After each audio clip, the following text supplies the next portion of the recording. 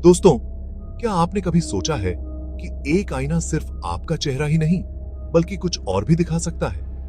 अगर आईना आपका सच जानता है तो क्या वह आपके भूतकाल का राज भी खोल सकता है? आज हम आपको एक ऐसे भूतिया आईने की कहानी सुनाने जा रहे हैं जो सिर्फ एक आम शीशा नहीं था बल्कि एक शापित दरवाजा था जिससे गुजरकर कोई भी अपनी जिंदगी से हाथ धो बैठता था। यह है भूतिया आईने की कहानी। कहानी शुरू होती है एक छोटे से गांव से जहां अर्जुन नाम का लड़का रहता था। एक दिन उसे अपने दादा की पुरानी हवेली में एक अजीब सा आईना मिला। आईना देखने में साधारण था, लेकिन जैसे ही अर्जुन ने उस पर हाथ रखा उसे अजीब सी ठंडक महसूस हुई। आईने पर एक पुराना निशान था, जैसे किसी ने खून से कुछ लिख रखा हो।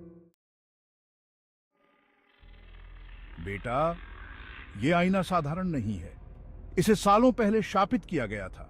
जो भी इस आईने में झांकता है उसे वो अपनी सबसे बुरी डरावनी यादें दिखाता है। कई लोग इसे देख चुके हैं और कोई भी वापस नहीं आया। अर्जुन ने बूढ़े की बातों को मजाक समझकर अनसुना कर दिया, लेकिन जब उसने आईने को अपने कमरे में रखा तब से उसके जीवन में अजीब घटनाएं होने लगी। रात होते ही आईने में अजीब छायाएं दिखने लगी। अर्जुन को लगा कि यह उसकी आंखों का धोखा है, लेकिन एक रात जब वह सोने की कोशिश कर रहा था उसने आईने में अपने ही प्रतिबिंब को हिलते हुए देखा, जबकि वह बिल्कुल स्थिर था।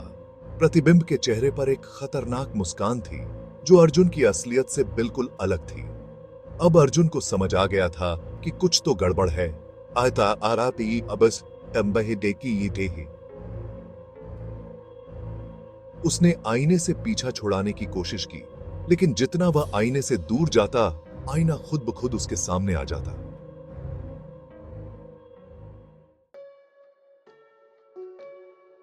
अर्जुन ने जब उस आईने के बारे में गहराई से खोज की तो उसे पता चला कि यह आईना एक आत्मा का कैदखाना है। उस आत्मा को कभी न्याय नहीं मिला और तब से वह इस आईने में बंद है। जो भी इसकी ओर देखता है, आत्मा उसके मन की कमजोरियों का फायदा उठाकर उसे अपने कब्जे में ले लेती है।